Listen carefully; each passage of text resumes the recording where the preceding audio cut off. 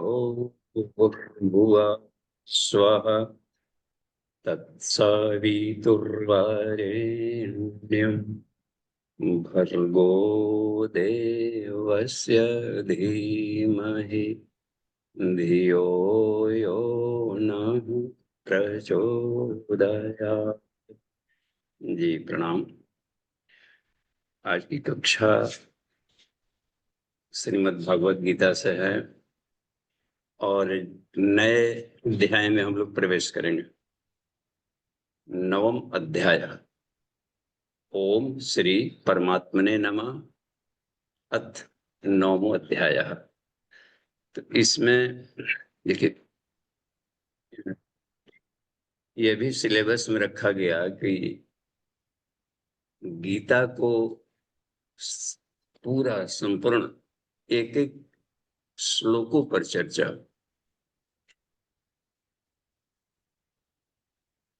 उसकी प्रशंसा में कहा है कि गीता में वो सब कुछ है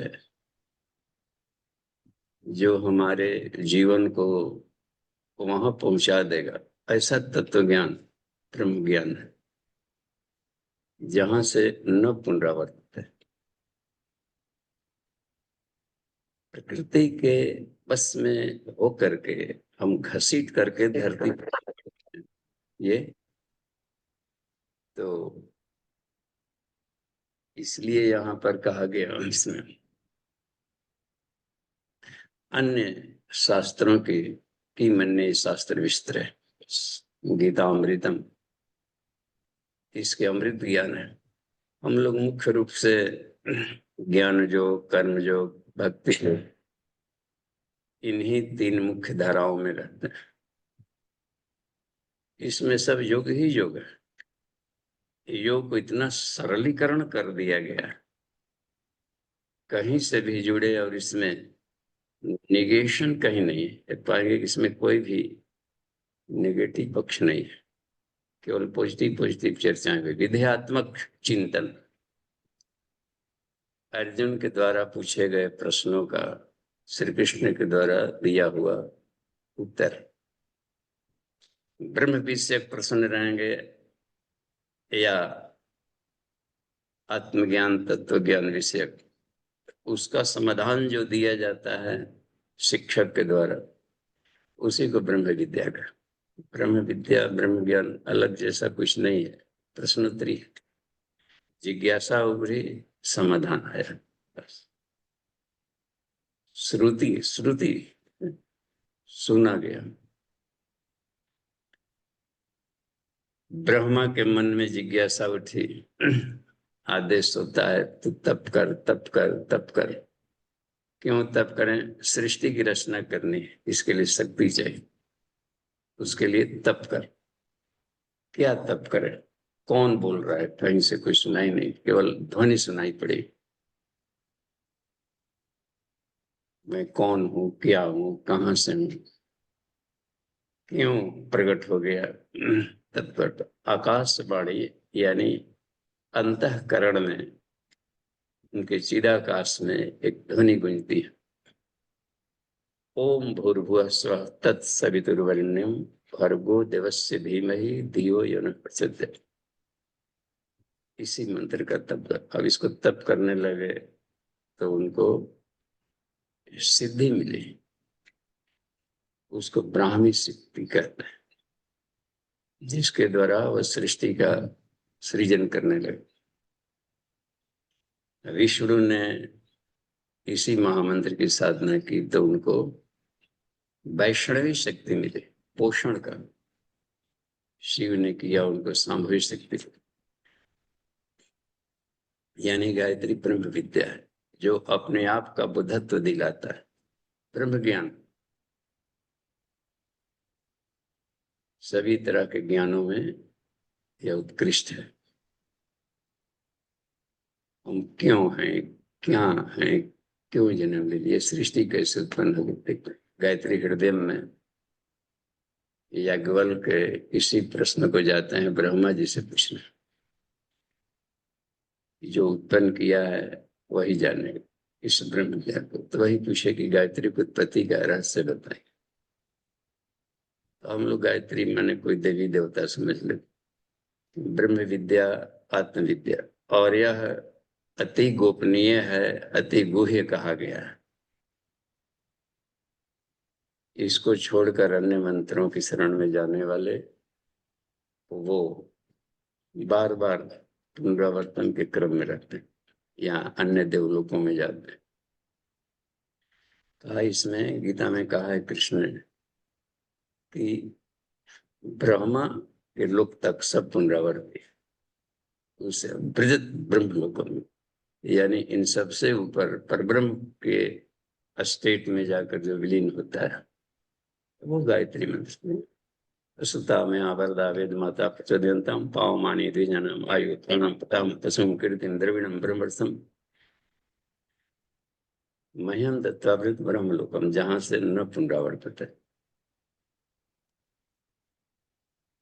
और उसको प्रतिम बताया है कि सबसे पहले प्रणव ओम, ओम वाली बात आई थी अष्टम अध्याय में अक्षर ब्रह्म योग, उसमें आया था ओम स्मरा है अर्जुन, चलते फिरते ओम स्मरा। ओम बीज है, प्रणयन व्याहृतिया भवति, ओम से भूर्भुव स्व, व्याहृतिया गायत्रिया भवति, तत्सवितुर्वरेण्यं भर्गो देवस्य धीमहि। ये सब सूत्र है धियो न प्रचोदयात्। गायत्रिया सावित्रिया भवति, यानी इस ब्रह्म ज्ञान के द्वारा सृष्टि को उत्पन्न करने की शक्ति मिलेगी। सावित्रिया सरस्वतिया भवति, ज्ञान और कर्म जहाँ मिल जाते हैं वहां पर भक्ति का उदय होता है, सरस्वती जीवन में सरसता आएगी। सरस्वत्या वेदा भवति, वही सरस्वती वेद के रूप में प्रकट है, उन्हीं का स्थूल रूप को ब्रह्म कहते। और ये तो अब यहाँ पर जो विद्या बताई गई है उसके बीज से शुरू होता है कि ओम को भी उत्पन्न कहाँ से किया गया, अपूरे सृष्टि क्रम। इसलिए इस अध्याय का नामकरण किया गया है राज विद्या राज गुह्य योग। यह भी एक योग है। अब यह योग इतना शानदार है कि संसार के भ्रमों को हटा देगा। जो ये कहाँ से आ गया है, संसार कैसे है, कहाँ विलीन हो जाता है सूर्य, महाप्रलय में हम सब कहाँ जाते हैं, फिर से कैसे प्रसून होता है। सप्तम अध्याय में था ज्ञान विज्ञान, ये परापरा प्राकृतिक जानकारी दी गई, उसको भी दिया गया कि सारे ओम से प्रसरित। अब ये सब कुछ है, कहाँ से निकला, कहाँ विलीन होता है, ये अत्यंत गोपनीय है।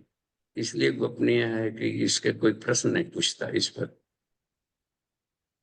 घर परिवार रोजी रोटी कमाओ, इसी के लिए पढ़ाई लिखाई, जीवन बीत गया, ये सब कभी मिले तो सर समाचार हुआ। लेकिन अध्यात्म को, सृष्टि विज्ञान को जानने की हम आवश्यकता नहीं अनुभव करते, जबकि यह हर एक पुराणों में यह मूल रखा गया।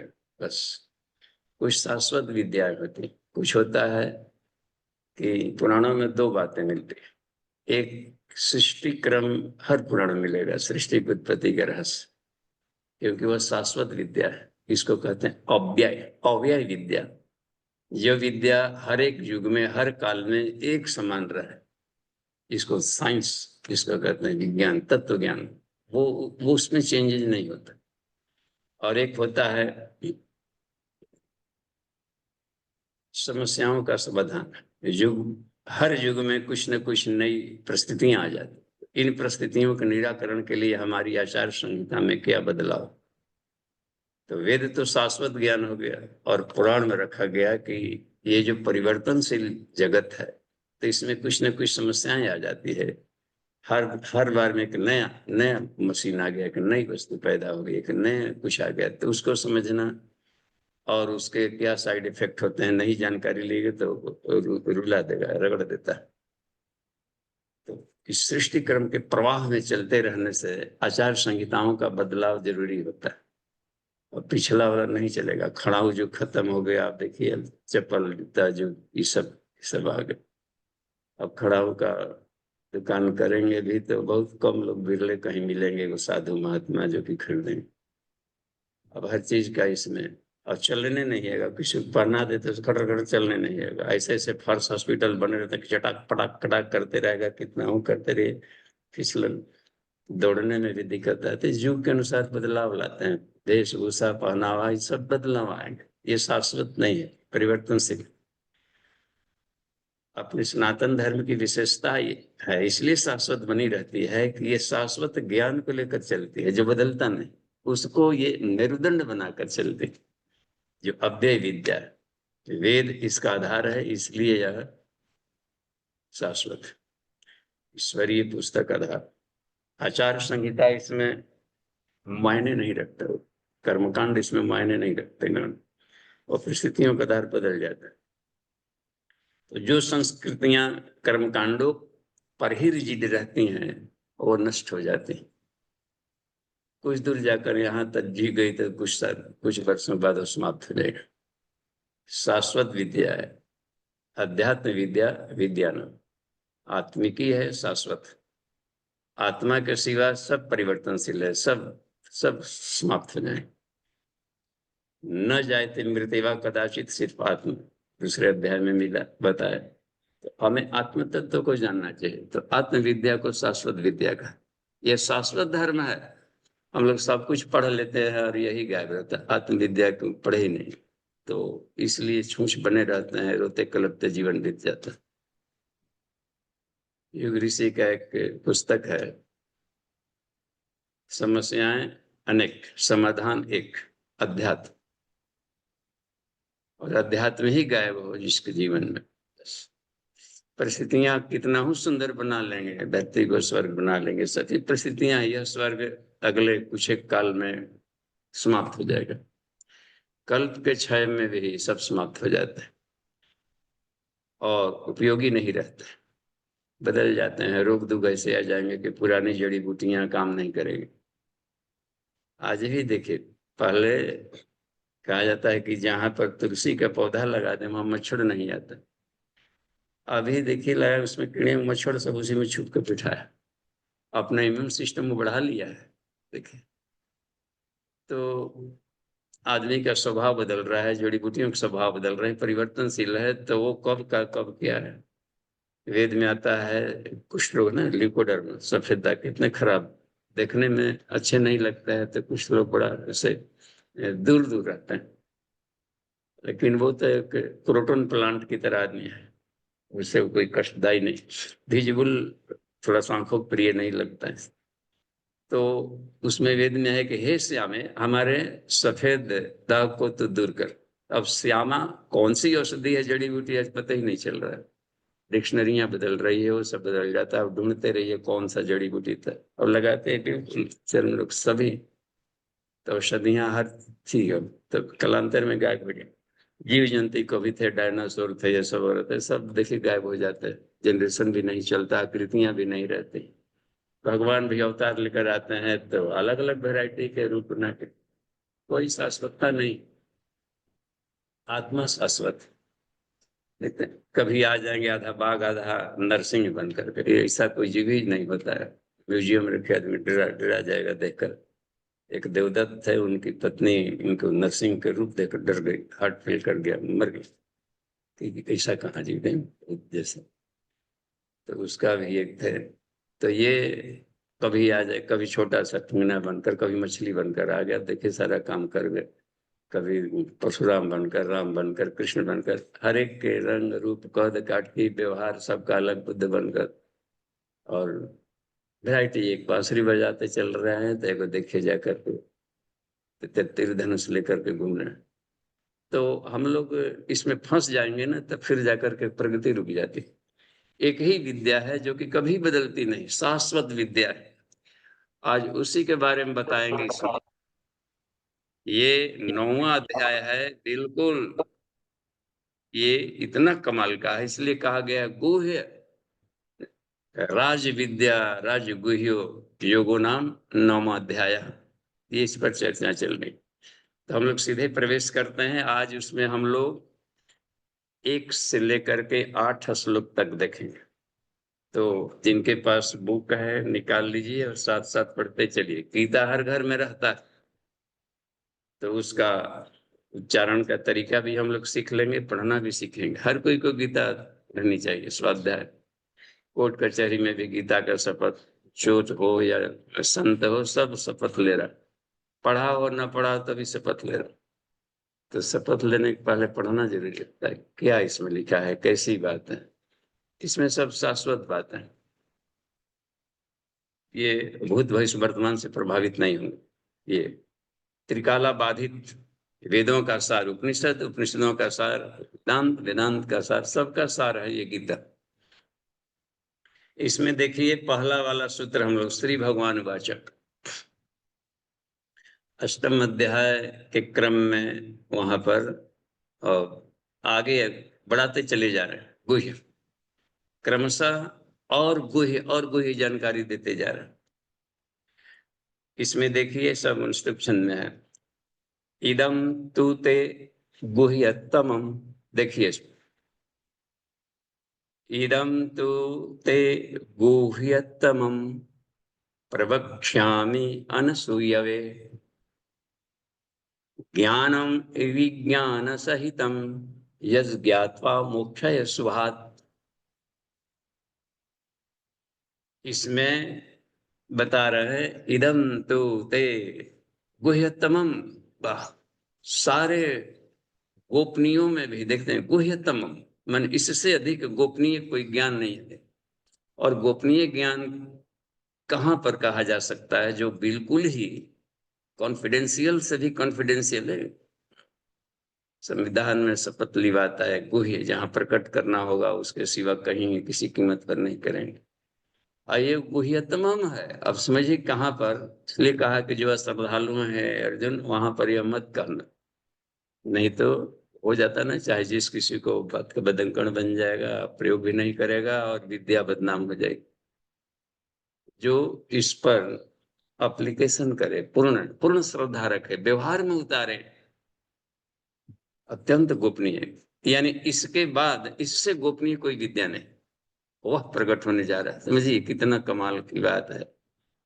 यह सारे गीता में यही एक अध्याय है जहां अत्यंत गोपनीय से गोपनीय बात इसमें कह दी गई।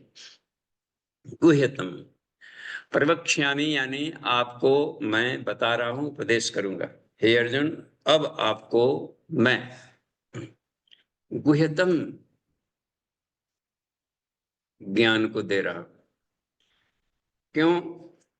कि आप अनसूयवे, अनसूयवे हैं।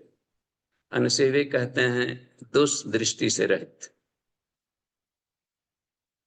यानी अब देखिए, अब दोष दृष्टि सबसे महाशूल में आता है, अंतःकरण में, वो पता नहीं चलता है। हृदय एक बार क्लास में बोल रहे थे कि मनुष्य के अंतःकरण में कुछ अदृश्य कांटे होते हैं। ये शब्द बोला था, इन पर्सन क्लास ले रहे थे अपने छत वाले एरिया में। तो उन्होंने कहा कि बेटे, आदमी के हृदय में कुछ अदृश्य कांटे होते हैं, विजिबल नहीं है, कांटे हैं, चुभते रहेगा, चुभ करते रहेगा। कहते कोई कांटा चुभ जाए चलते समय, दिखाई नहीं पड़ता है कि शीशा के बाकी कड़ों या ऐसा, तो चलते पर चुभता है, बीच बीच में चुभते रहे। और वही सब लंबी बीमारी का कारण होता है, क्रोनिक डिजीज पैदा कर देते हैं। उसको निकालना बहुत जरूरी है। और निकालेंगे कैसे? अदृश्य है, वो विजिबल नहीं। दिखाई पड़ गया तो ऑपरेशन भी जाके करवा लेंगे कहीं पर। और यह है और वह है, उनमें से भी जो शूल और महाशूल जो कांटे हैं, उसमें सबसे श्रेष्ठ है, सबसे ताकतवर है और खराब खतरनाक, जीवन को जहरीला बना के रख देगा, वह है दोष दृष्टि। बस गायत्री महाविज्ञान में, गायत्री मंजरी में, पंचकोश यौगिक साइंस में इसको बता रहा है। तो इन सूत्रों के हम लोग आध्यात्मिक वैज्ञानिक विश्लेषण से देखेंगे। यह बता रहे हैं इसमें कि उसी व्यक्ति पर यह ज्ञान फलीभूत होता है जो दोष दृष्टि से रहित हो गया। दोष दृष्टि संयुक्ता परेशावलंबनम, है ना। तो गायत्री साधक को, यानी जो ब्रह्म विद्या के साधक हैं, जो आत्म साधना में लगे हुए साधक हैं, आत्म साधना संसार की सबसे बड़ी साधना, इसमें जो लगे हुए हैं उनको तब तक आत्म साक्षात्कार नहीं होगा, ईश्वर सामने प्रकट नहीं होगा, जब तक से दोष दृष्टि नहीं निकले। अर्जुन को वो स्टेट जब आ गया था, जिस अवस्था में जब आया, कोई ज्ञान कब दिया जाता है, जबकि उसका सही टाइम आ गया। इतने ज्ञानों के परिमार्जन होने के बाद, अष्टम अध्याय के बाद पाया श्री कृष्ण ने कि तुम तुम्हारे भीतर में अब वो स्टेट आ गया है, इस ज्ञान को प्रकट किया जा सकता। तो आत्म साक्षात्कार हम तभी जाने, यह वही पैदा होता है जिस साधक के अंतःकरण में दोष दृष्टि खत्म हो गई। गायत्री मंत्र का जप कर रहे हैं, देखिए, और वहां कहा है कि हमें दोष पहला है, देखिए उसमें तत्सवितुर्वर्ण, कहीं दृष्टि गई तो उसमें से हमको क्या चुनना है, वर्ण क्या करनी है। आंखें गई, कोई नर नारी जा रहा है, कोई वस्तुएं आ गई, कोई परिस्थितियां आ गई, कोई भी घटनाक्रम आ गया, तो जो भी सामने आ रहा है कहीं भी, तो उसमें से अपनी दृष्टि तो गई उस पर, तो गई, तो उसमें से हमने पिकअप क्या किया, क्या रिसीव किया उसमें से। तत्सवितुर यदि नहीं किया तो हमने जहर इकट्ठा किया, बस। आंखों से प्रवेश है, ये सब एंट्रेंस भी है, केवल भीतर से भी, ये आउटलेट एंट्रेंस दोनों ऐसे हैं। ज्ञानेंद्रियां जो बाहर खुलती है, कान हुआ तो यहां से भी निकलेगा और बाहर से भी आएगा, बस ये दोनों आउटलेट एंट्रेंस होता है कानों से। तो ये शब्द बोलेंगे भी और रिसीव भी करेंगे, आंखें दृष्टि भी डालेंगी और रिसीव भी करता है सामने से। कैसा तेज फेंके कि कामदेव भस्म हो गए, ये भी एक आंखों से एक नेत्र खोला था। तो चक्षु दृष्टि दोष भी लग जाता है, नजर गुजर लग गया, इसका मतलब है कि आंखों से उन्होंने किरणें फेंकी है, बम्बार्डिंग किया है, रेडिएशन निकाला आंखों से और इसको कर दिया, टोना टटका जादू, ये सब दोष दृष्टि। दृष्टि देखिए, साथ ही साथ में तो दृष्टि गई तो खींचा क्या, यद यद पश्यति तत् सर्वम आत्मेति, यदि दृष्टि गई है उसमें से आत्मा को देख लिया, चुन लिया, जहां भी जिस वस्तु, चाहे रूप हो, रस हो, गंध हो, शब्द हो, स्पर्श हो, तो आत्मा को पिकअप करते चल रहा है, यानी सविता को पिकअप कर रहा है। अब गायत्री साधक हुआ, देखिए सत्संकल्प, संकल्प बंधन में भी डालते हैं और संकल्प मोक्ष भी देते हैं। देखिए ऐसा नहीं कि हाँ संकल्प बंधन में, जो संकल्प मोक्षदायी हैं उनको सत्संकल्प कहा जाता है। और जहां सत्संकल्प के लिए काम चलेगा, सत्संकल्प के जो धनी व्यक्ति हैं, तो समझिए कि आदमी का जो रिजल्टेंट मैग्नेटिक फील्ड है पृथ्वी का, वो चेंज हो जाएगा, तो युग बदल जाएगा। हमारा युग निर्माण सत्संकल्प देख रहे हैं, युग ऋषि का मैनिफेस्टो, पहला ही लाइन, ईश्वर को सर्वव्यापी मानकर उसके अनुशासन को स्वीकार करें। जब सर्व में जहां भी देखे ईश्वर देखे तो दोष दृष्टि खत्म, यही अनुसूय स्थिति आएगी। इस अवस्था में धीरे धीरे जैसे वो फलने फूलने लगेगा, तो उस अवस्था में आत्मा प्रकट, बस आत्म साक्षात्कार होता है। अब यहाँ पर विद्या बता रहे हैं कि हे, यह गुह्यतम विद्या है, उन्हीं साधकों पर प्रकट होती है जो कि दुष्ट दृष्टि से रहित। और तुम देख रहे हैं कि तुम्हारी यह अवस्था भी है, वो बिल्कुल ही अब परिमार्जित हो गई, दुष्ट दृष्टि से रहित, अनुसूय। इसलिए हम पूरे जो ज्ञान देने जा रहे हैं वो बिल्कुल परा साइंस की जानकारी दे रहे हैं, उसको विज्ञान सहित, विज्ञान यानी तत्व ज्ञान, ज्ञान माने प्रत्यक्ष ज्ञान। तो प्रत्यक्ष ज्ञान जो दिखाई पड़ रहा है यह है, इसके पीछे का साइंस क्या काम कर रहा है, ये संसार दिख रहा है, वो बना कैसे, वो कैसे उत्पन्न हो गया, सूर्य कैसे आ गया, ये सब झील झरना तालाब नदियां पहाड़ आदमी जीव जंतु क्रिएचर्स, ये दिखने वाला है, ये सब दिखने वालों की जानकारी को ज्ञान कहते हैं। और जो नहीं दिख रहा है इसके भीतर में, इसके परोक्ष में, वो विज्ञान, विशेष ज्ञानवान। पदार्थ विज्ञान मतलब ये तो मैटर वाला विज्ञान होगा जो प्रत्यक्ष दिख रहा है, लेकिन एक्चुअली में विज्ञान होता है उसके भीतर में एनर्जी के पक्ष काम करने वाला, light energy, heat energy, magnetic energy, इसमें से दिख नहीं रहा है, नॉन विजिबल सब है, और इस पर कमांड करना और पाना, इसलिए विज्ञान इसको भी कहा गया। लेकिन इसके पीछे क्या है? ये सारे परमाणु हैं, सृष्टि परमाणुओं से बनी, परमाणु तरंगों से बनी, अब सब कहा, उसको किसने बनाया? अब देखिए ये पराविज्ञान शुरू हो गया यहाँ पर। तो जहां भौतिक विज्ञान का समापन यानी स्थूल प्रत्यक्ष दिखने वाले ज्ञान के बाद शुरू हो जाता है वह ज्ञान जहां से न दिखने वाली ज्ञान चलता है, पराविद्या। गायत्री पराविद्या है, आत्मविद्या है। मंत्रों में, छंदों में मैं गायत्री उसमें मिलेगा अगले, यानी ब्रह्म ज्ञान। सभी तरह के ज्ञानों में मैं ब्रह्म ज्ञान। तो अगले क्रम में जब बारी आएगी तो होगा। अभी हम लोग ये देखते हैं कि गुह ज्ञान बता रहे हैं, और विज्ञान सहित यदि ज्ञातवा, जिसको जान करके हे अर्जुन मोक्ष ऐसे, तो मोक्ष को प्राप्त कर लेगा। यानी सारा तुम्हारा दिमाग में जितना भी मोहग्रस्तता है ये अशुभ है। इसी मोहग्रस्तता से आदमी बार बार जन्म लेता है। एकमात्र कारण है कि संसार से मोहित होकर के कामनाएं जो बन गई है इसको पूरा करना, भोगना, तो मोह ही काम कर पड़ता है। लोभ, मोह, अहंकार, ये सब कारण बनते हैं पुनर्जन्म के। तो अशुभ पाथवे पर ले जाते हैं, पुनर्जन्म का कारण बनता है। और देखिए मोहग्रस्त अर्जुन को तो ये अशुभ जो डार्कनेस की तरफ ले जाता है, तम तम में आता है। मोह को भी तम में गिना जाता है। तर्क मन ईर्ष्या, ये रिपीट करेगा बार बार जन्म लेने।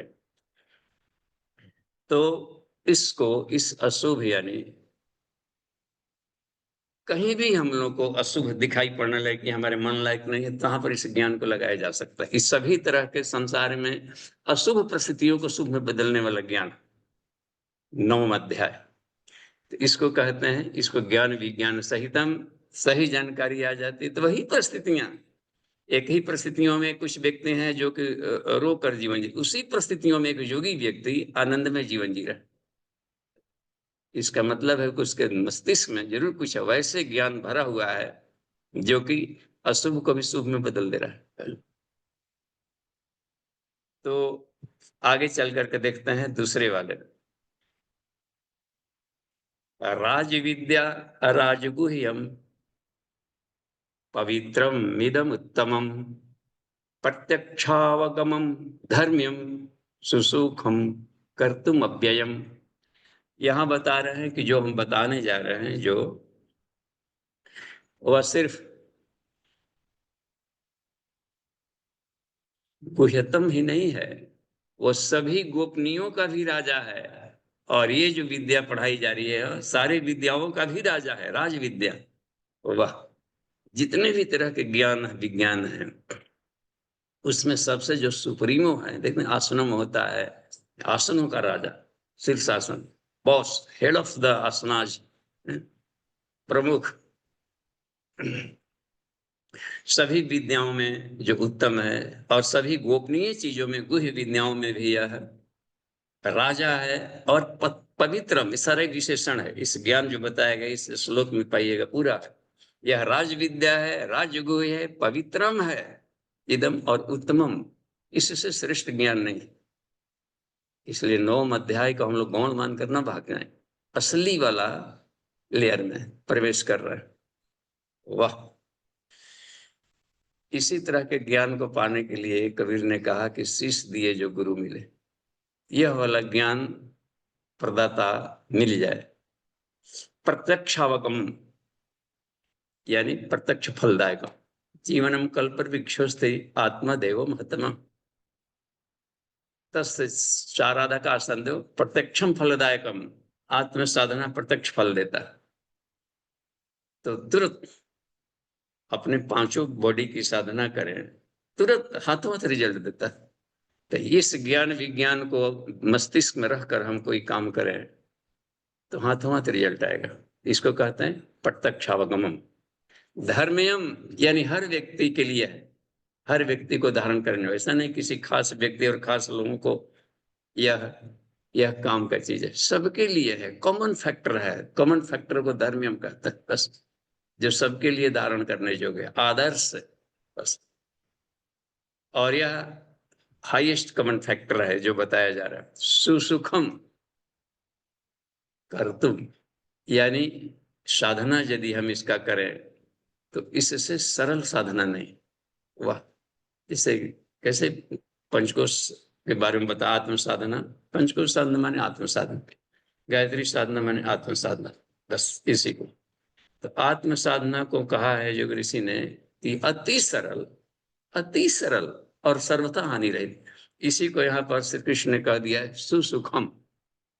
सुखम यानी इसका कोई साइड इफेक्ट नहीं है और इसे सरल विद्या नहीं, सरल, कोई इसमें यौगिक तकनीक बाहर का नहीं मिलेगा।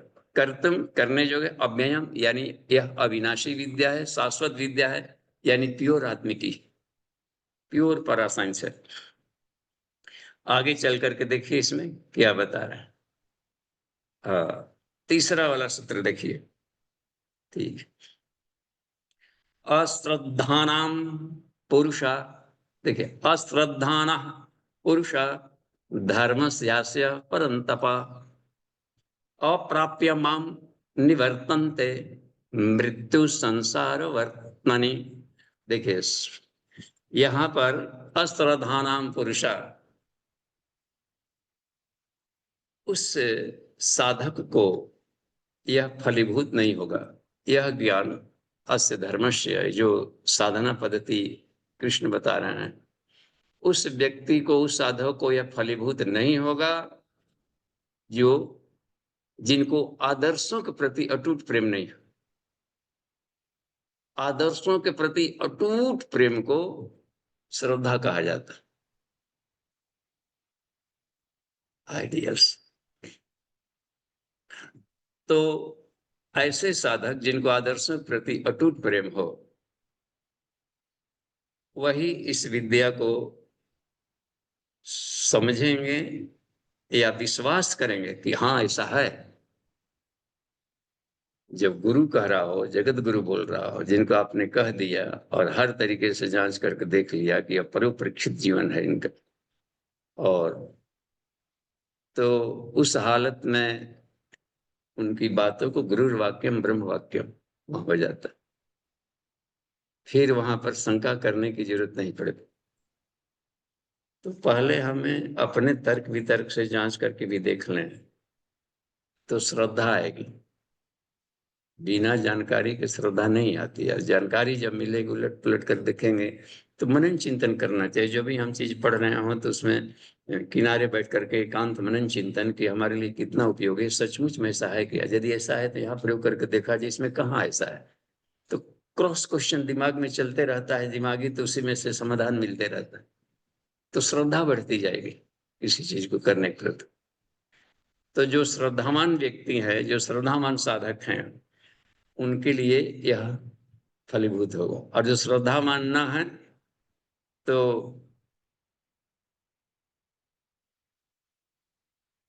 वहां उनको लाभ मिलेगा, जाएंगे जहां की श्रद्धा हो। इस ज्ञान के प्रति श्रद्धा नहीं हो तो जो अब तक से सीखे हुए हैं, पढ़े हुए हैं, स्वाद लिए हैं, चखना रूप रस गंध शब्द स्पर्श, उसके वाले जो ज्ञान है उसके प्रति उनका अपना श्रद्धा है, तो फिर उसी रेहट में गोल गोल घूमते रहेंगे, फिर से जन्म लेते रहेंगे और मृत्यु संसार वर्त में, वह मृत्यु में संसार की जर्नी में रहेंगे। संसार की मृत्यु होती है गतिशील, आत्मा की मृत्यु नहीं होती है। और आत्मा के प्रति श्रद्धा है नहीं, आत्मविद्या के प्रति श्रद्धा है नहीं, इस साइंस को हम नहीं पढ़ेंगे। तो इसका मतलब है कि जो हम पाथवे चल रहे हैं, प्रेय, प्रेय और श्रेय, श्रेय कहा जाता है आत्मिकी को, प्रेय कहा जाता है सिर्फ भौतिकी, जो परिवर्तनशील जगत है, इसको देखने में सुनने में सुंदर लगता है। हिरण्मय न पात्रण, इतना सुनहला आता है। और एक दार्शनिक कहा कि all that glitters is not gold, हर चमकने वाला वस्तु सोना नहीं होता। तो यह जा कर पाएंगे तो बिल्कुल। तो यहाँ पर जब बता रहे इसमें साइंस, ज्ञान और विज्ञान, यह बहुत कमाल का है।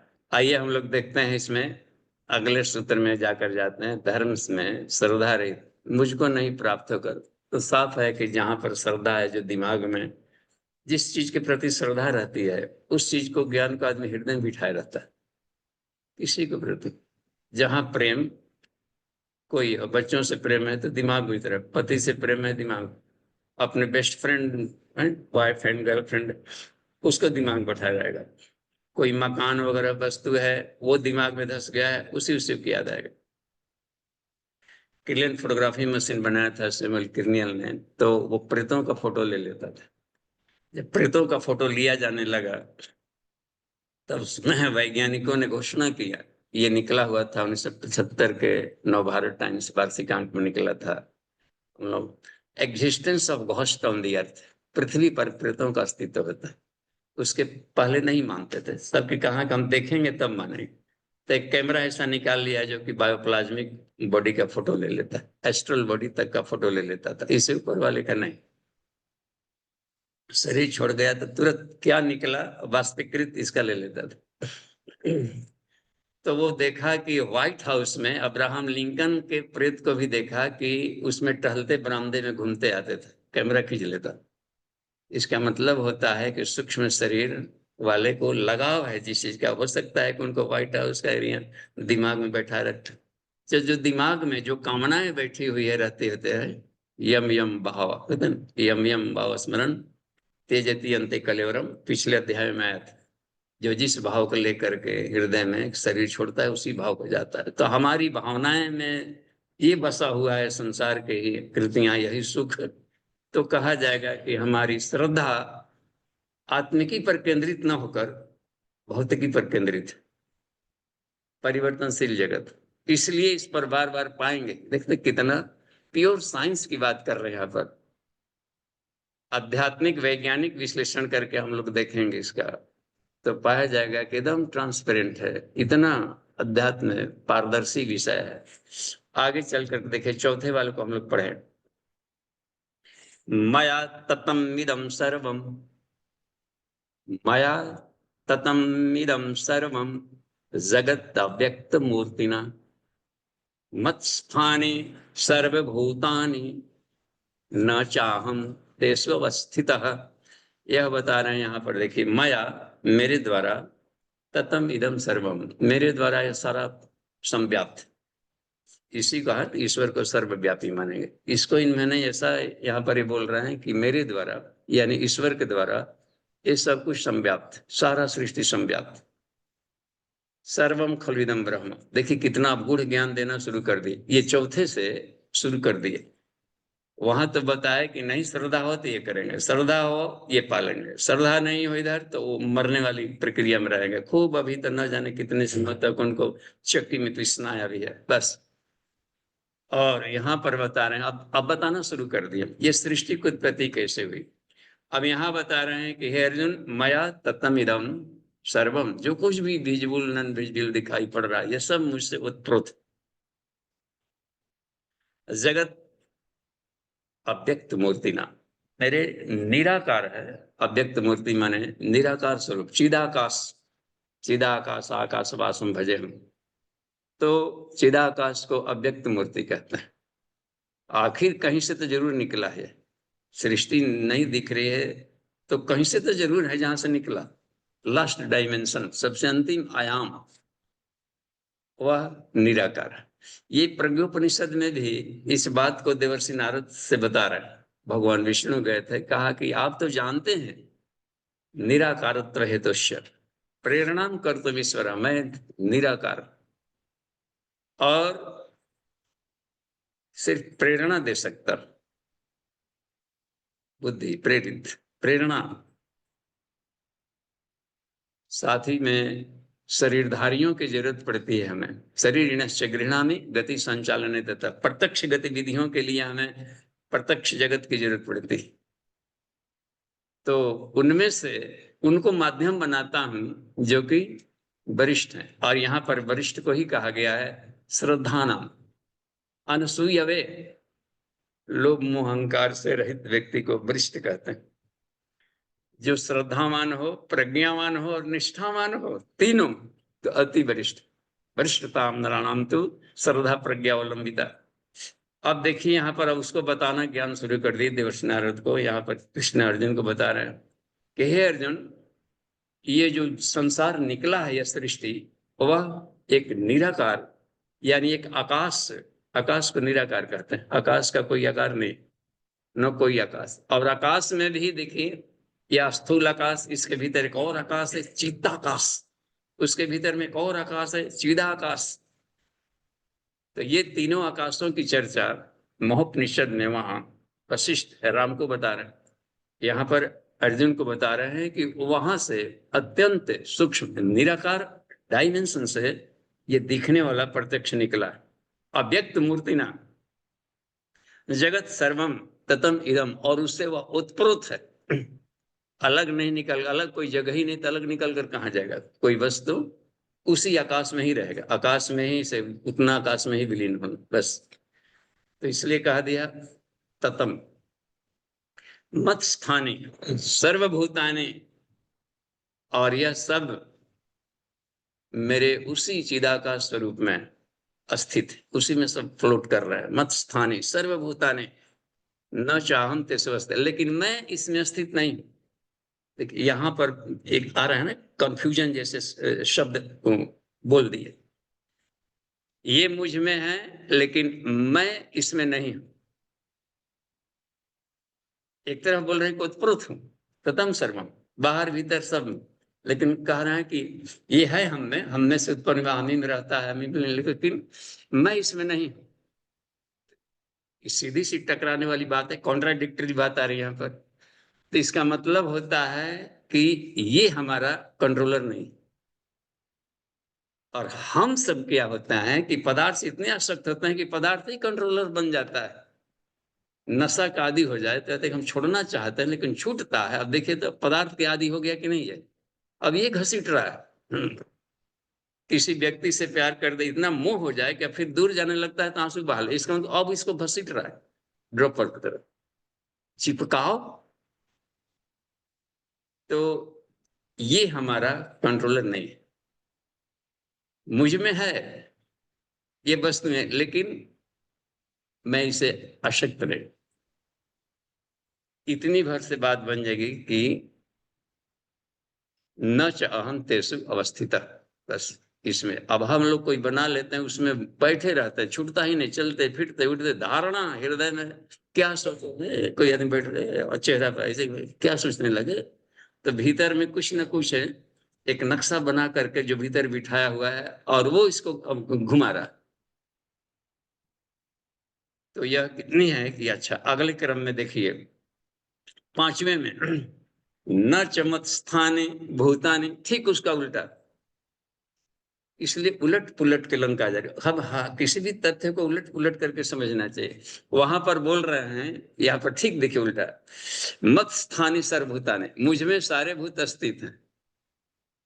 या ठीक जस्ट उल्टा बोल दे रहा है, न चमत स्थाने भूतानि, मुझ में सारे भूत स्थित नहीं।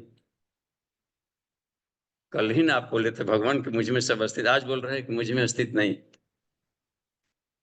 तो इसका मतलब है कि शब्द वही रहेगा, भाव और अर्थ अलग रहेंगे। वहां की मेरे द्वारा इसका मतलब है कि चिदा आकाश में ये सब फ्लोट कर रहे हैं, और चिदा आकाश मेरा स्वरूप, एक तो बता निराकार स्वरूप।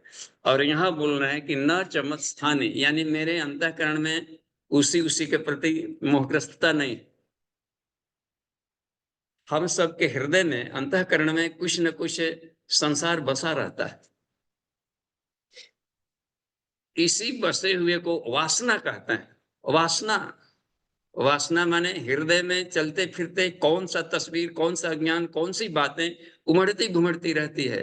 इन्होंने कहा कि ये हम में नहीं उमड़ते घुमड़ते, ये मुझ में नहीं है, हम बिल्कुल क्लीन हमेशा रहता है, साफ अंतःकरण।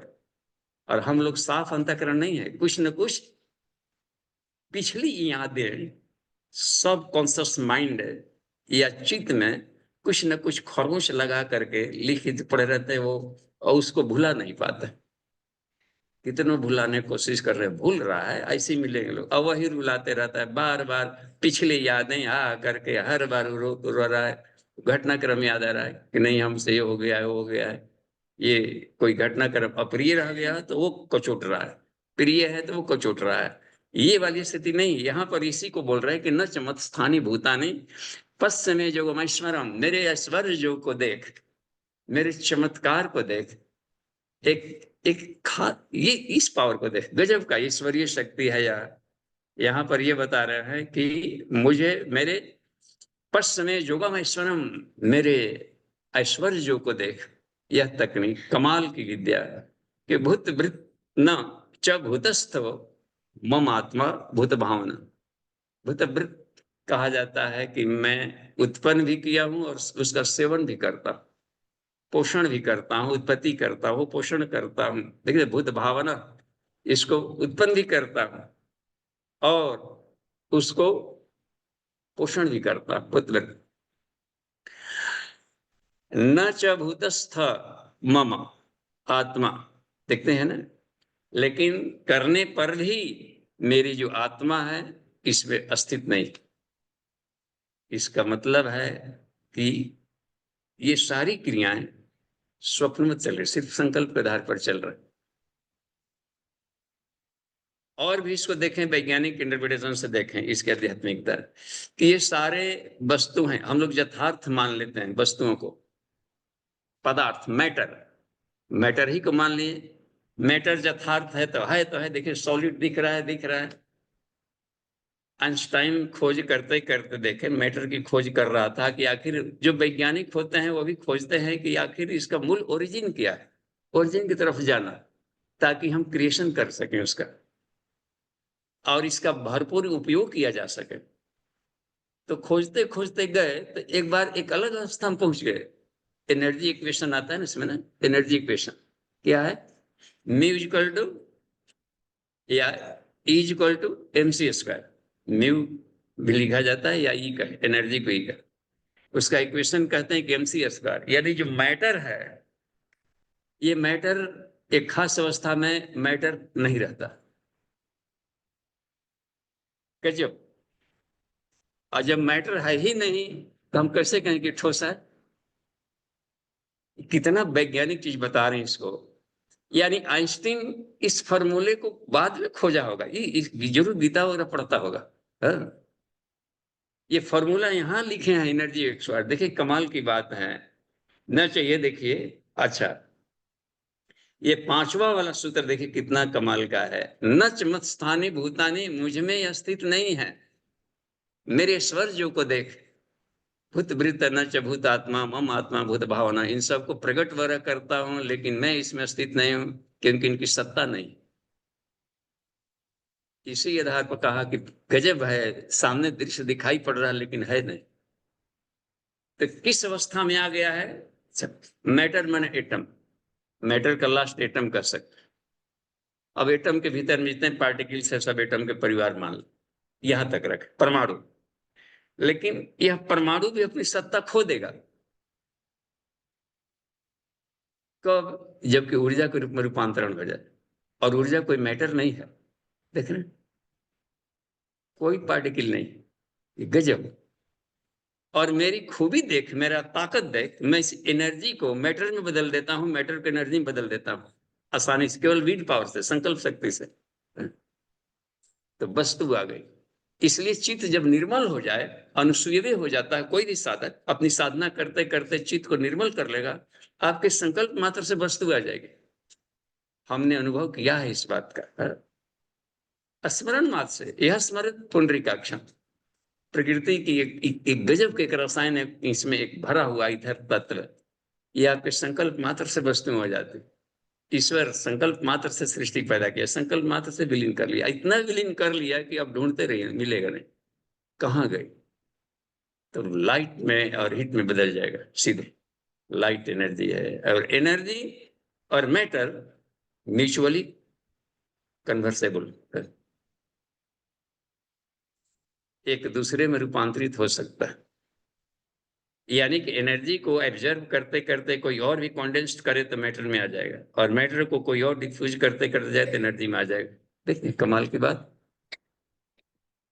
तो इसकी सत्ता नहीं, इसी आधार पर कह दिया होगा जनक ने सुखदेव को कि हे सुखदेव, संसार है ही नहीं। अब समझ में आ रहा है ना कितनी वैज्ञानिक बातें पढ़ा रहे थे।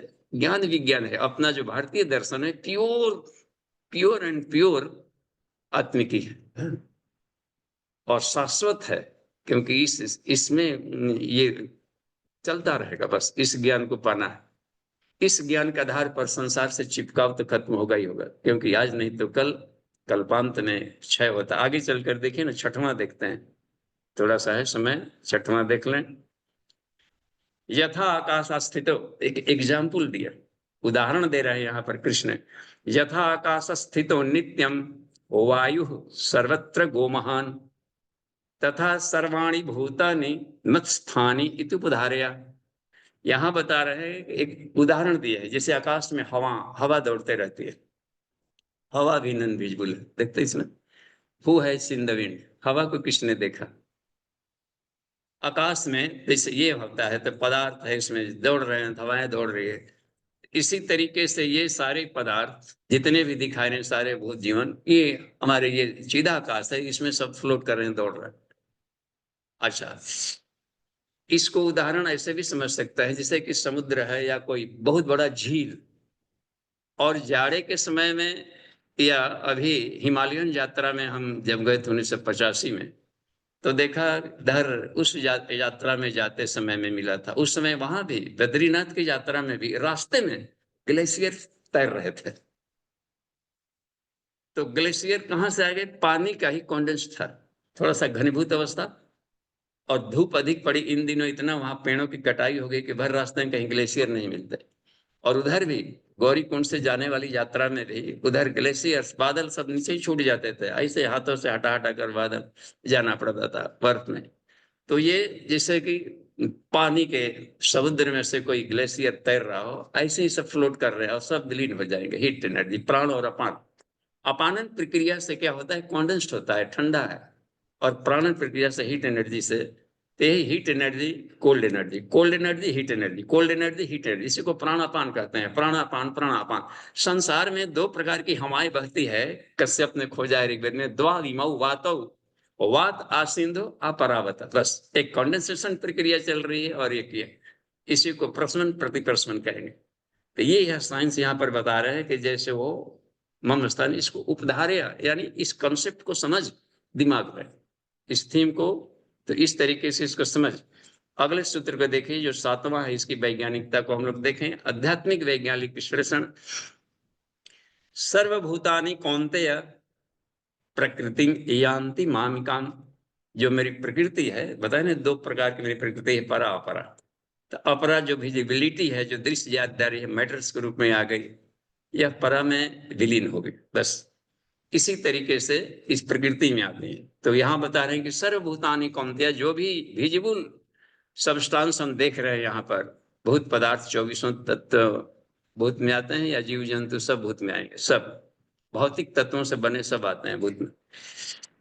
प्रकृति में आंति माम की, मेरी प्रकृति में विलीन होते हैं। कल्पक्षय पुनः या पानी कल्पादौ विसृजामि हम, ये सब कल्प के क्षय में प्रकृति में विलीन हो जाते हैं, और पुनः तानी, फिर से उनको कल्पादौ, यानी जब प्रश्न की प्रक्रिया शुरू करते हैं, कल्पादौ माने सृष्टि का निर्माण प्रक्रिया, तो उसमें मैं उनको फिर रचता हूं।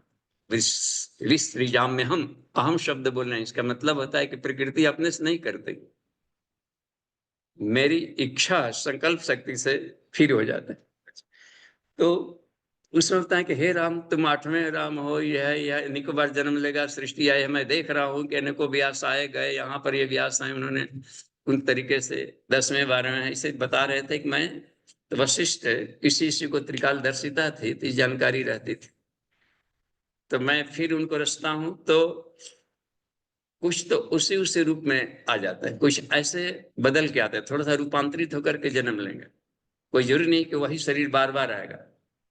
वो शरीर से काम करते करते करते लास्ट में रिजल्टेंट मनोभूमि क्या थी, उसके आधार पर अगला वाला बॉडी बनेगा। तो यही कहते हैं कि जैसे जो अवश्य हो गया है, यहाँ पर देखिए ये सातवां आठवां में इसका समाधान दे रहे हैं।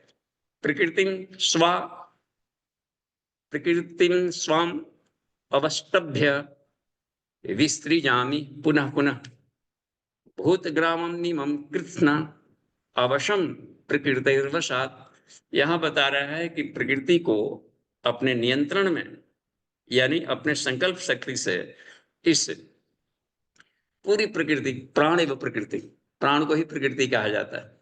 एक जगह लिखते हैं पूज्य गुरुदेव, भाष्य में हमने पढ़ा कि प्रकृति क्या है, प्राण एवं प्रकृति, प्राण ही प्रकृति है, प्रज्ञा एवं प्राण, और प्रज्ञा ही प्राण। देखते इसमें ज्ञान की शुद्धतम अवस्था, ऋतंभरा प्रज्ञा, तत्र प्रज्ञा ऋतंभरा। योग साधना, अष्टांग योग की साधना में इसी आयाम में साधक पहुंचता है। यहाँ पर यह बता रहे हैं कि उसको अपने संकल्प शक्ति से विसृजामि पुनः पुनः रचता हूं भूतग्रामम कृष्णम। अवश्य, अवश्य जो शब्द है प्रकृति वशात, यानी प्रकृति के वश में हो करके जो अपना नियंत्रण खो बैठे। अवश्य यानी एक कहीं कहीं वाक्य ऐसा भी मिलता है, मनुष्य परिस्थितियों का दास है। कहीं कहीं पर यह वाक्य मिलेगा जो अब जिनको नियंत्रण है, मनुष्य परिस्थितियों का दास नहीं, इसका नियंत्रण करता है। तभी महापुरुष लोग आकर परिस्थितियों को बदल कर चले गए। कृष्ण आए और द्वापर भय सज्जू की नहीं, बस। राम आए, त्रेता भय सज्जू की नहीं। बुद्ध आए, यहाँ पर देखिए कलयुग भय सज्जू की नहीं। थोड़े समय के लिए तो कर ही दिया था, कालांतर में फिर ये रूपांतरण होते रहता है। तो अभी प्रज्ञा युग भी जो है, प्रज्ञा अवतार की लीला, यह भी कर देगा इसे कि कलयुग है सज्जू की नाई, बस। तो यह करते हैं कि अवश्य, तो ये जो बात बनती है, ये कौन कर सकते हैं? युग सृजन, युग निर्माण या अवतारी चेतना आती है, वही कर सकते हैं जो कि प्रकृति के बस में न हो। और जो बस में आ गए उनको तीनों तरह का दुख होगा ही होगा, बस। महर्षि कपिल ने यही कहा सांख्य दर्शन में, त्रिविध दुख अत्यंत निवृत्ति। उससे दुख का एकमात्र कारण है कि प्रकृति के बस में रहना, चिपकाव में आ जाना। इस चिपकाव को कह दिया गया है प्रकृति वशात, और हम चिपक करके उसके पीछे घसटाने लगे इन्हें, रूप रस गंध शब्द स्पर्श घसीट रहे यदि हमको, तो हम अवश्य कहलाएंगे। तो इसी के आधार पर उनका पुनरावर्तन होता है। तो ठीक है, अब यहाँ पर हम विराम देंगे। और देखिए तो इसमें है क्या, किरण दी से थोड़ा हिंदी में देख लें, जो गुरुदेव ने पद्य शैली में भी भाष्य किया, उसको आप वाचन करेंगे। किरण दी प्रणाम, स्क्रीन पर लाइए। अमन जी। जी जी बाबू जी, दी अपने आप को म्यूट अनम्यूट कर लीजिए आप। ठीक है जी भैया। नवम अध्याय। श्री भगवान उवाच, है नहीं दोषदर्शी अब तू, बोले अर्जुन से मधुसूदन। है नहीं दोषदर्शी अब तू, बोले अर्जुन से मधुसूदन। अति गोपनीय भव दुख नाशक, यह ज्ञान स्वस्थ चित्त करो श्रवण। अति गोपनीय भव दुख नाशक, ये ज्ञान स्वस्थ चित्त करो श्रवण। है नहीं दोषदर्शी अब तू, बोले अर्जुन से मधुसूदन। अति गोपनीय भव दुख नाशक, यह ज्ञान स्वस्थ चित्त करो श्रवण। सभी विद्याओं का राजा यह, अति उत्तम और पवित्र महा। सब विद्याओं का राजा यह, अति उत्तम और पवित्र महा। है धर्म युक्त अति गोपनीय, अव्यय साधन में सुगम आहा। है धर्म युक्त अति गोपनीय, अव्यय साधन में सुगम आहा। सब विद्याओं का राजा ये, अति उत्तम और पवित्र महा। है धर्म युक्त अति गोपनीय, अव्यय साधन में सुगम आहा। इस तत्व ज्ञान को जो अर्जुन श्रद्धा वहीन धारण करते, इस तत्व ज्ञान को जो अर्जुन श्रद्धा विहीन धारण करते, वे मुझे न होकर प्राप्त सदा संसार चक्र में हैं भ्रमते। वह मुझे न होकर प्राप्त सदा संसार चक्र में हैं भ्रमते। इस तत्व ज्ञान को जो अर्जुन श्रद्धा विहीन धारण करते, वे मुझे न होकर प्राप्त सदा संसार चक्र में हैं भ्रमते। यह मुझसे सारा जगत व्याप्त है, मुझ में भूत सभी सुस्थित। यह मुझसे सारा जगत व्याप्त है, मुझ में भूत सभी सुस्थित। ये सब मेरे इच्छावश हैं, पर मैं उनमें न कभी सुस्थित। ये सब मेरे इच्छावश हैं, पर मैं उनमें न कभी सुस्थित। ये मुझसे सारा जगत व्याप्त है, मुझ में भूत सभी सुस्थित। ये सब मेरे इच्छावश हैं, पर मैं उनमें न कभी सुस्थित। है नहीं सभी मुझ में सुस्थित, तू देख प्रकृति का ये प्रभाव। वे नहीं सभी मुझ में सुस्थित, तू देख प्रकृति का ये प्रभाव। करता धरता पालक होकर उनमें न तनिक मेरा लगाव। करता धरता पालक होकर उनमें न तनिक मेरा लगाव। वे नहीं सभी मुझ में सुस्थित, तू देख प्रकृति का ये प्रभाव। करता धरता पालक होकर उनमें न तनिक मेरा लगाव। जैसे नभ से उत्पन्न वायु सुस्थित रहता नभ में ही, जैसे नभ से उत्पन्न वायु सुस्थित रहता है नभ में ही, वैसे ही ये सारे प्राणी सुस्थित मुझ में गुण मन में ही। वैसे ही ये सारे प्राणी सुस्थित मुझ में गुण मन में ही। जैसे नभ से उत्पन्न वायु सुस्थित रहता है नभ में ही, वैसे ही ये सारे प्राणी सुस्थित मुझ में गुण मन में ही। मेरी ही प्रकृति प्राप्त होते कल्पांत भूत अर्जुन सारे। मेरी ही प्रकृति प्राप्त होते कल्पांत भूत अर्जुन सारे। फिर कल्प आदि में उन सबको रचता हूं मैं कौतुक धारे। फिर कल्प आदि में उन सबको रचता हूं मैं कौतुक धारे। मेरी ही प्रकृति प्राप्त होते कल्पांत भूत अर्जुन सारे। फिर कल्प आदि में उन सबको रचता हूं मैं कौतुक धारे। जो त्रिगुणमयी माया द्वारा अत्यंत अवश हो जाते हैं, जो त्रिगुणमयी माया द्वारा अत्यंत अवश हो जाते हैं, वे बार बार निज कर्मों के अनुकूल देह भव पाते हैं। वे बार बार निज कर्मों के अनुकूल देह भव पाते हैं। जो त्रिगुणमयी माया द्वारा अत्यंत अवश हो जाते हैं, वे बार बार निज कर्मों के अनुकूल देह भव पाते हैं। जी बाबू जी, प्रणाम, सभी को प्रणाम। जी प्रणाम दी, धन्यवाद। तो सीधे हम लोग प्रश्नोत्तरी में आते हैं। जी जी बाबू जी। सृष्टि सिन्हा जी। प्रणाम बाबूजी। जी प्रणाम। चौथा श्लोक।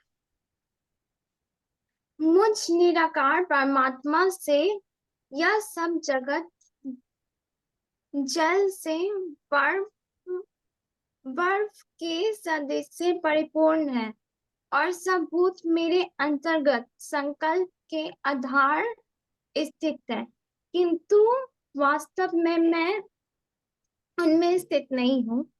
इसमें भगवान बोल रहे हैं कि मतलब ये कंट्रोलर है, लेकिन हम लोग के जीवन में होता है कि परिस्थितियां आती है जो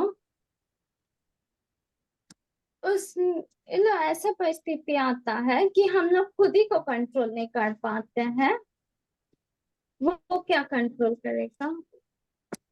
तो थोड़ा सा। तो इसमें सृष्टि जो आत्मनियंत्रण, सेल्फ कंट्रोल जिन पर है वही परिस्थितियों को कंट्रोल कर पाएंगे, और आत्मनियंत्रण को ही साधना कहते हैं। अपने ही दोष दुर्गुणों को नहीं हटा पा रहे हैं तो समाज का क्या दोष दुर्गुण हटा पाएंगे? तो सबसे पहले खुद से स्ट्रगल करना होता है। तो शरीर के भीतर के रोग दुखों से पहले स्ट्रगल करें। आओ लड़े स्वयं के भोगों से, वासना से और रोगों के राक्षसों से। तो इसीलिए पांचों शरीर में आत्मा पर 5 आवरण भरे पड़े हैं। तो पांचों परतों के भीतर में जो रुकावटें हैं यही डिस्टर्ब करते हैं, कंट्रोल नहीं होने दें। अपने जो स्टाफ हैं शरीर की, सारे बॉडी सिस्टम, उसमें रोगी हो तो कंट्रोल नहीं कर पाएगा, कुछ न कुछ चर्चों का आवाज निकालते रहता है। साधना करेंगे, दर्द है तो कूं की आवाज कर देगा एक अलग से, तो डिस्टर्ब करता है। गठिया हुआ है तो लंबे समय तक मेडिटेशन नहीं कर सकता बैठ करके, उसको पैर दुखने लगे। तो अपने ही शरीर बाधक बन रहा है, तो पहले सेल्फ कंट्रोल सीखना चाहिए। तो अन्नमय कोश की साधना करेंगे तो शरीर पर कंट्रोल हो जाएगा। फिर प्राणमय कोश की साधना करेंगे तो 10 वैरायटी का प्राण है, बिजली के तरीके हैं जो शरीर को चला, इस पर कंट्रोल हो जाता है। फिर मनोमय कोश की साधना करेंगे तो मन जो इधर उधर भागता है, जैसे निरंकुश कोई सर्वेंट हो, कहीं सेवक बंदरों की तरफ भाग रहा है, ड्यूटी कर नहीं रहा है, भाग गया, यहाँ से वहां 5 मिनट भी नहीं कर पा रहा है ड्यूटी, ईमानदारी से पढ़ रहा है तो फिर भाग गया। तो ऐसे भगेड़ू मन को जो अपने से भी मालिक के कहना नहीं मानता है, तो इसको कंट्रोल करने के लिए मनोमय कोश की साधना। तो भागा है तन्मात्राओं की तरफ, तो तन्मात्राओं को तत्व ज्ञान से समझाना पड़ता है कि जहां तू गया था सारा तुम विनाशक था तुम्हारे लिए, और अपनी मौत को तो बुलाने गया था। तो यह रह गई बात में। तो धीरे धीरे उसको चतुर साधक साध लेता है। रिंग मास्टर होता है ना सर्कस में, वो बिगड़ैल खुंखार जानवर को भी ये कर लेते हैं। बस प्रणाम, बाघ प्रणाम करने के लिए बाघ भी प्रणाम करता है। अब समझिए कितना कंट्रोल किया गया है उसको। तो अपने भीतर के 24 तत्वों पर कमांड करना होता है, इसी को साधना है।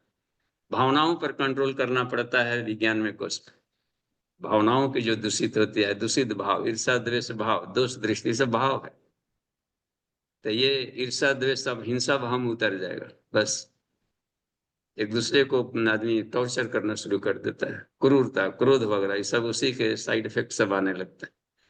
तो उसको भी क्लीन करना पड़ता है। तो अब जाकर के आदमी परिस्थितियों से वो प्रभावित नहीं होगा, अब उसको जैसे चाहे मोल्ड कर सकता है। तो पहले सेल्फ कंट्रोल सीखना होता है, इसके लिए सरल है आत्मिक साधना। जी प्रणाम बाबूजी। जी प्रणाम, आगे बढ़िए। जी माधवी राय जी। प्रणाम बाबूजी। जी प्रणाम। बाबूजी आत्म त्याग मतलब समझना है। क्या? गुरुदेव के किताब में पढ़े हैं, गृहस्थ संचालन के संबंध में 2 दृष्टिकोण है। एक तो ममता, मालिकी, अहंकार और स्वार्थ का। दूसरा आत्म त्याग, सेवा, प्रेम और परमार्थ का। आत्म त्याग बाबूजी। हाँ, यानी अपनी इच्छाओं को ईश्वर की इच्छा में मिला देना, अपनी इच्छा को गौण कर देना, अपने सुख को गौण करके समाज के सुख को महत्व देना। तो ऐसे लोग महामानव कहलाते हैं। जो अपने सुख के लिए दूसरों को दुख दे वो नर पशु, नर पिशाच कहलाते हैं। जो अपने भी सुखी रहे, दूसरों को भी सुखी रखे, वो प्रकृति है, वो उसको मनुष्य कहेंगे। और जो अपने को कष्ट में डाल करके समाज के लिए जी रहा हो, राष्ट्रहित में जी रहा हो, तो उसको महामानव कहते हैं, इसको आत्मत्याग कहते हैं। अपनी सुख सुविधाओं को भी छोड़ दिया और चल पड़े। तो शहीद सब होते हैं, इसको शहीद कहा गया है। संत, सुधारक, शहीद, ये सब मनुष्य के ऊपर वाली श्रेणियां। तो अपना भी आत्मत्याग, सभी आत्मत्याग करते हैं, त्याग और बलिदान। लाल, ये सन्यासी लोग पहन लेते हैं लाल अग्नि के कलर, तो अपने को जला डाला है, अपना ईगो को जला डाला, और राष्ट्र हित में, देश हित में, दूसरों के लिए अपने ज्ञान की साधना कर रहा है, दूसरों को के लिए ठाने वाला। आत्मत्याग की इसे कहते हैं कि अपनी जो महत्वाकांक्षाएं हैं इसको सीमित करके, और परमार्थम एवं स्वार्थम मनुष्य। जी प्रणाम बाबू। धन्यवाद। नेक्स्ट। प्रणाम बाबूजी। बाबूजी जी। मंत्र नंबर 4, 5, 6, 7, 8 सब में बार बार भगवान प्रकृति बोल रहे हैं। तो मुझे जैसा लग रहा है 4 में बोल रहे हैं कि मेरे से सारा जगत निकला है और ये मेरे इच्छा अनुसार चलता है, बट मैं उनमें सुस्थित नहीं हूँ। तो क्या ये चेतन से अचेतन या चेतन से जड़ है या सूक्ष्म से स्थूल है? फिर बोलते हैं भगवान की 5 नंबर में कि वो सब मेरे में ही सुस्थित है। वे नहीं, हम सब भगवान में सुस्थित नहीं है, लेकिन प्रकृति का ही यह प्रभाव है, मेरा भी उससे लगाव नहीं है। अगर हम अर्जुन ना बन पाए तो कृष्ण भी हम लोग को उपदेश नहीं देंगे। तो सूक्ष्म से सूक्ष्म जाना होगा, चेतन से चेतन जाना होगा, और परा से अपरा जाना होगा।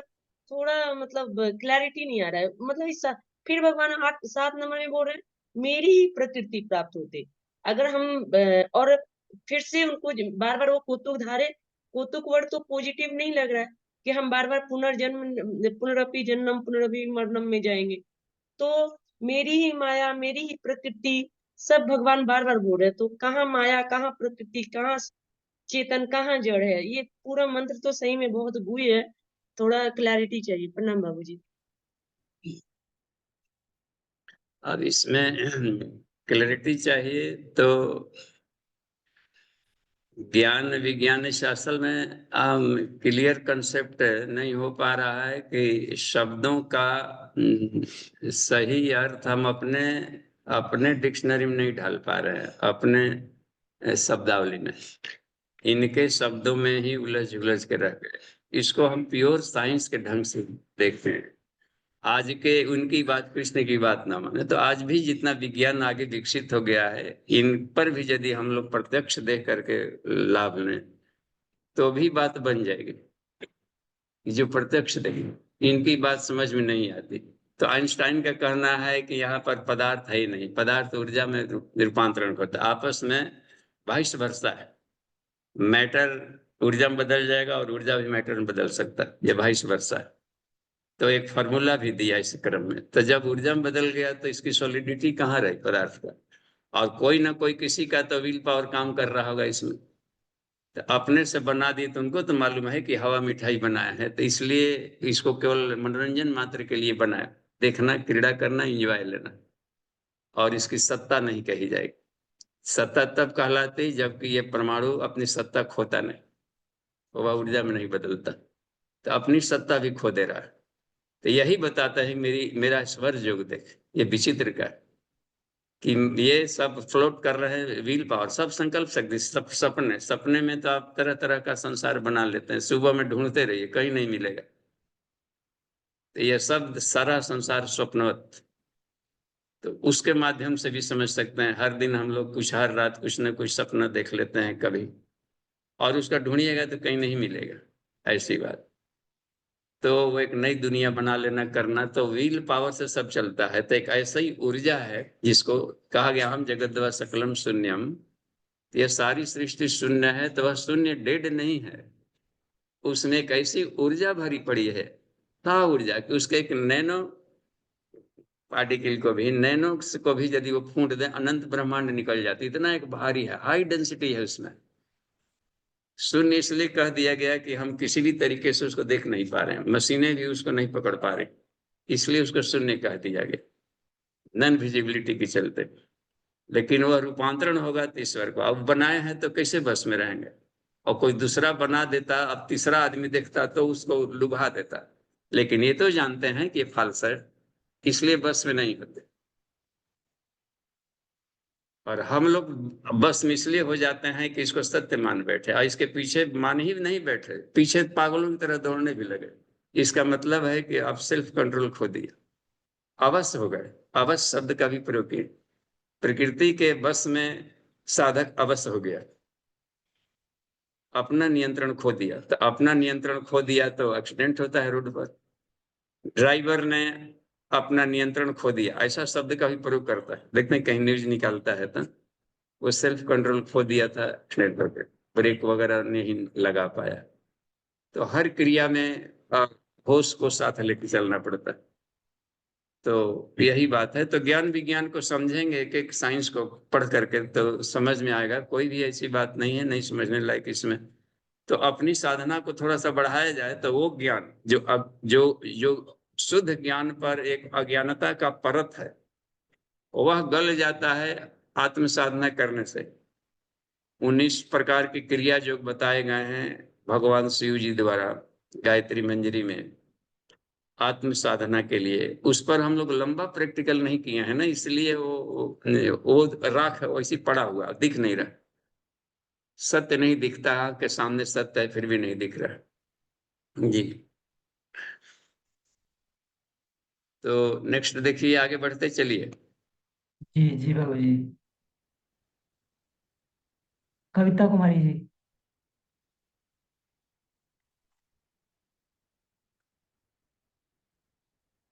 जी अपने आप को अनम्यूट कर लीजिए कविता कुमारी जी। चैट में बाबू जी प्रश्न है, चैट में प्रश्न ले लेते हैं चैट का, ये अनम्यूट नहीं हो पा रही थी। वीरेंद्र प्रसाद यादव जी का प्रश्न है बाबू जी कि बाबू जी प्रणाम, ईश्वर न पदार्थ है न ऊर्जा है न संकल्प, तो है क्या? प्रकाश डाला जाए। हाँ, ईश्वर सच्चिदानंद है, अपने ही बता गया है।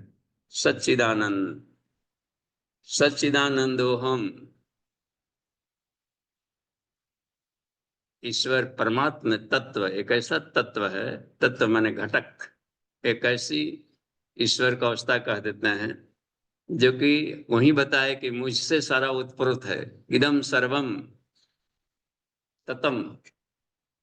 या पुरुष सूक्त में देखिए ईश्वर की व्याख्या उसमें बता रहे हैं, जो भी हम देख रहे हैं सस्त्रीसा पुरुषा सहस्त्राक्ष सहस्त्रपाद, विभिन्न वेराइटीज के योनियां और विभिन्न वेराइटीज के लोग जो हम देख रहे हैं इसमें कहा गया।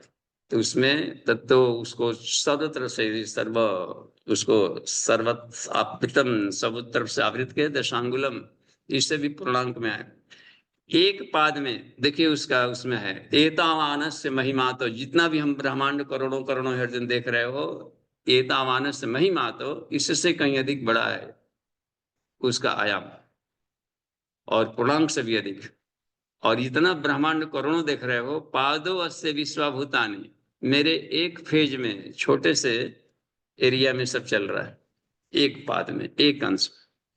त्रिपादश या 3 हिस्सा तो अमृत में प्रकाश रहता है, कोई हलचल नहीं, एकदम शांताकारम, अत्यंत शांत, अत्यंत आनंद की अवस्था है। पीस एंड ब्लिस कहा जाता है उसे, शांति में आनंद में। और एक में जो हलचल हो रहा है बस करोड़ों बना। अगला वाला सूत्र में देखिए इसका समाधान उसमें दिया, त्रिपाद ऊर्ध्व जो 3 हिस्सा है, उदय पुरुष, वह इससे स्पर्श रहित, यानी उसमें इसके बारे में कोई चिंता नहीं। एक हिस्से की जो बात है इसी उत्प्रोत वाली बात, जिसको हम अपर ब्रह्म कहते हैं। और इसमें कहता है पादो अस्य इह अभवत पुनः, पुनः पुनः सब बार बार इसी में यह बार बार हलचल होती रहती है, गलाई ढलाई चलते रहती है। तो ईश्वर को हम लोग सतचित आनंद के रूप में देखें। और बोधत्व कैसे होगा? शरीर में सत्य का स्थान है शास्त्रार्थ, चित्त जो है चित्त शक्ति उसका आधार है कुंडलिनी, दोनों को मिलाएंगे तो आनंद आता है। एक को गायत्री कह देते हैं, एक को सावित्री कह देते हैं, दोनों को मिलाएंगे तो सरस्वती। देखते हैं ना उसमें गायत्री हृदय में था, पूर्वा भवती गायत्र्या मध्या भवती सावित्र्या, और दोनों के मिलन के बाद जो आता है संध्या भवती सरस्वती।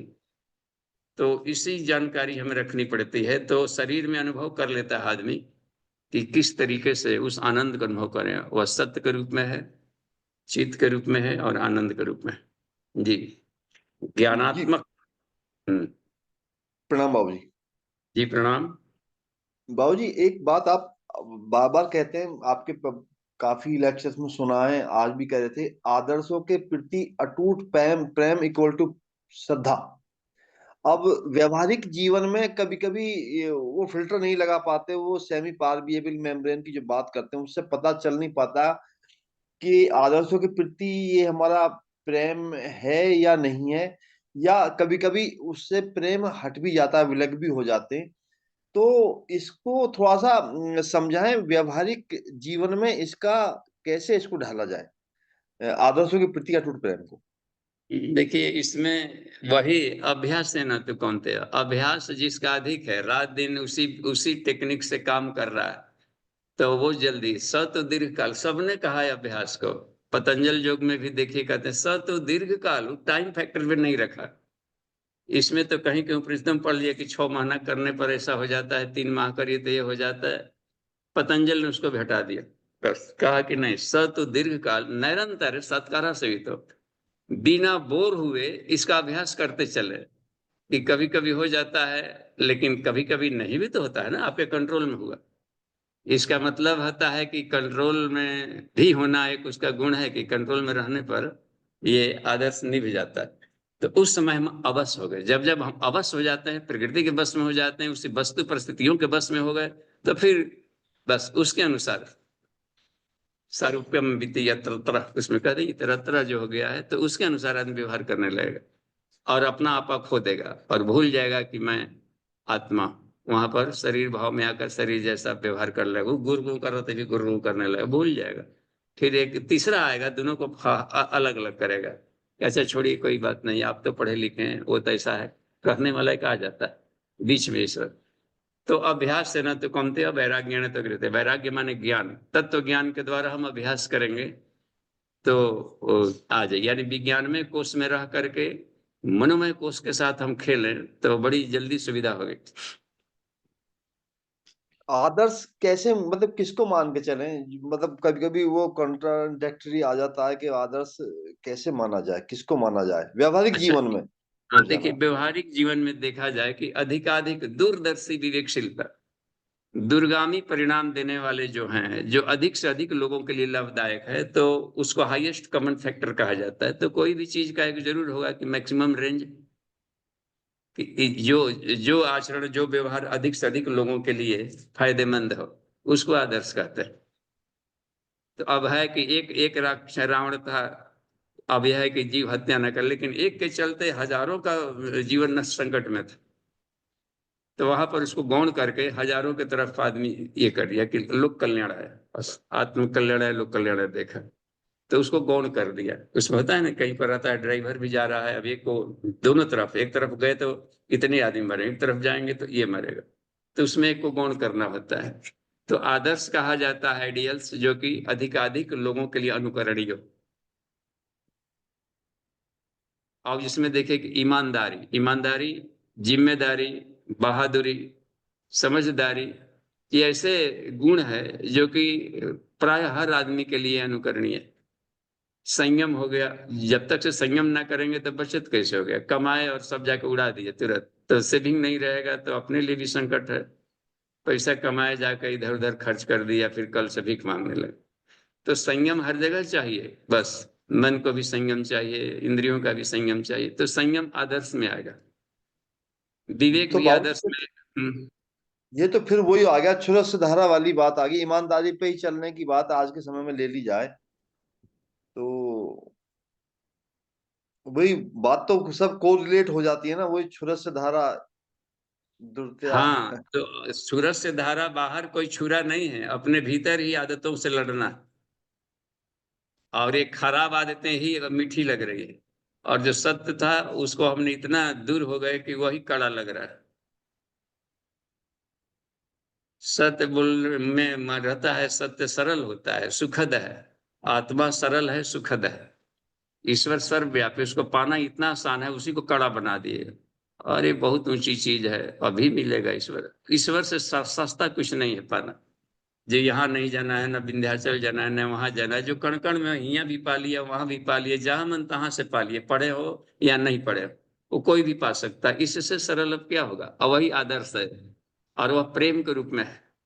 प्रेम एक ऐसा तत्व है जो कि हर जड़ चेतन सबको अच्छा लगता है। जड़ को प्रेम कीजिए तो वो जड़ वस्तुएं बोलना शुरू कर देती है। पत्थर भी बस इतनी प्रीति डाली।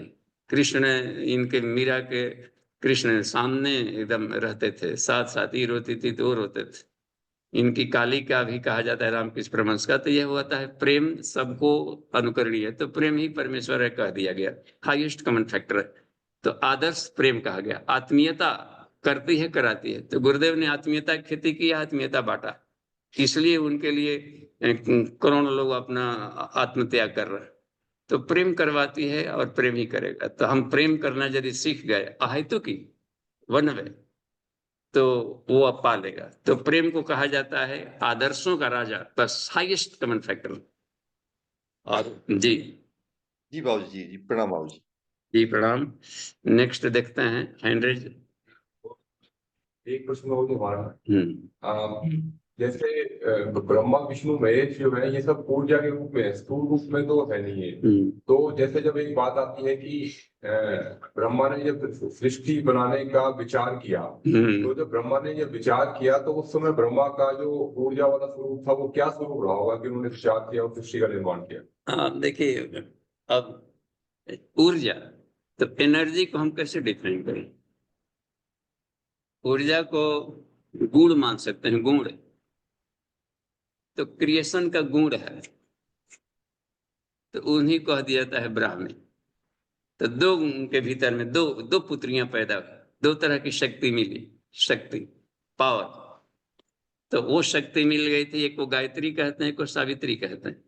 यानी ज्ञान मिला, और आत्म भौतिकी का भी यह भी ज्ञान मिला कि इसे कैसे असेंबलिंग किया जाए। ईश्वर ने तो सारे तत्व बना दिया, लेकिन असेंबलर भी तो चाहिए। होता है सारे पार्ट्स पुर्जे अलग से आ गए, तो 24 तत्व ब्रह्मा नहीं बनाया है, ईश्वर ने बना दिया बस। ईश्वर सर्वभूतानां सर्वभवान प्रसूयते, मेरे द्वारा प्रस्फुरित हुए सारे भूत, इसमें बोल रहे हैं। तो अब है कि वो दिख नहीं रहा है, तो उसको हम पंचीकरण की विद्या करके मिला सकते हैं, मिलाना बिछोड़ना उसके नेचर के आधार पर। तो ये मिलाने बिछोड़ने की प्रक्रिया है शिल्पीकार, ब्रह्मा शिल्पीकार। तो उनको इस तरीके से, तो ये वाला क्रम ज्ञान मिल गया, इसी को ज्ञान मिला, आत्मज्ञान भी मिला, और साथ में भौतिकी का भी जानकारी मिला। तो सावित्री इसको कहते हैं। दोनों सा उपयोग किए तो इनका उपयोग कर ले। स्वरूप क्या रहा होगा? स्वरूप ज्ञान का है, अपना क्या स्वरूप है? ऊर्जा का कोई स्वरूप होता है, एनर्जी पूर्ण का, इसको कहते हैं बॉडीलेस बॉडी। यही 7वां शरीर, 7th बॉडी हम लोग का, वो बॉडीलेस बॉडी। हमने देखा था गुरुदेव ने जब साक्षात्कार करवाया, तो उसमें देखा है कि अपना बॉडी भी गायब था और खुद भी, लेकिन एक दिव्य तेज हिरण्यगर्भ में बताया कि सारी सृष्टि देखो इस प्रकार से बनी।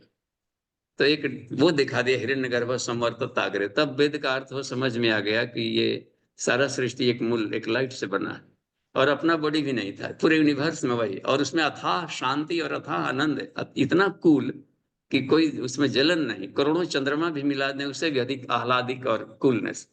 और मैं अनुभव कर रहा हूं, तो ये अनुभव था बुद्धत्व। तो इसको बॉडीलेस बॉडी कहते हैं, 7th बॉडी। तो अनुभव रहता है बुद्धत्व, जिसको अहम कहते हैं, एको हम सो अहम जो बात आती है। तो अहम माने बुद्धत्व, अहम कोई बॉडी नहीं, बुद्धत्व।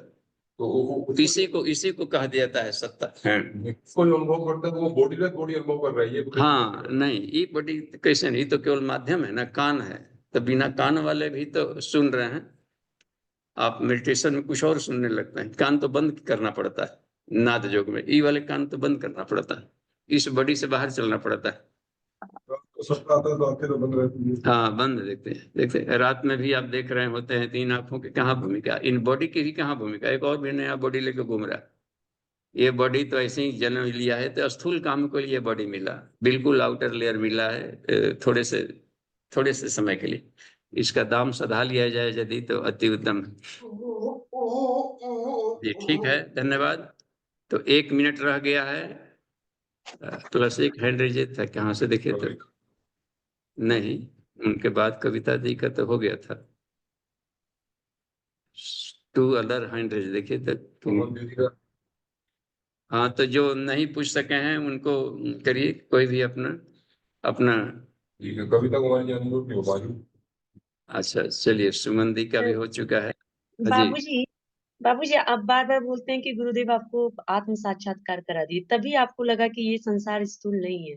तो बिना हाँ आत्म साक्षात्कार का को हम लोग कितना भी पढ़े, कुछ भी साधना करें, पता तो नहीं चलेगा। एक बार तो हाँ देखना ही होगा। हाँ जी, तो हमने देखा कि ये परिस्थितियां गुजरी है अनुसुईया वे दोष दृष्टि कण कण में ईश्वर को देखना, जो पहला उनका वाक्य था, ये वाली स्थितियों से भी गुजरे। ये सारी अवस्थाएं गुजरी हैं उस काल में। उस 7 वर्षों का समय में अटूट जो आ गया था, समग्र समर्पण, समग्र नाम, और सारा का सारा ये है झोंक देना गुरु कार्य के लिए। नौकरी पेशा सब छोड़ छाड़ करके दम सीधे जब बुलाए तब चले गए। रात दिन अध्ययन करते थे, रात दिन डूब पड़ना। तो हमने देखा कि एक जुनून भी काम आता है इसमें, जुनून और वह इच्छा।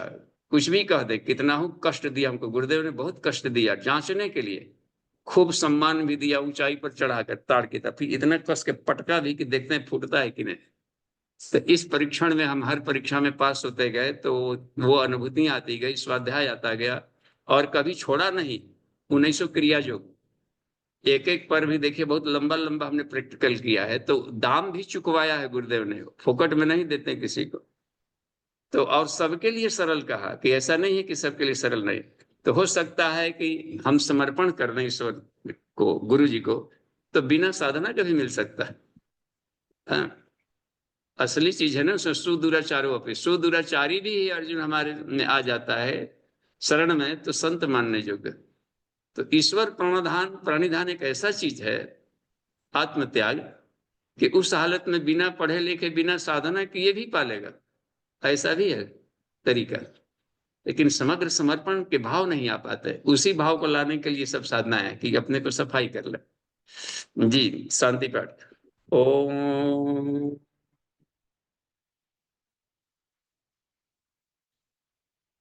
शांति ही शांति ही शांति ही। समाप्ति।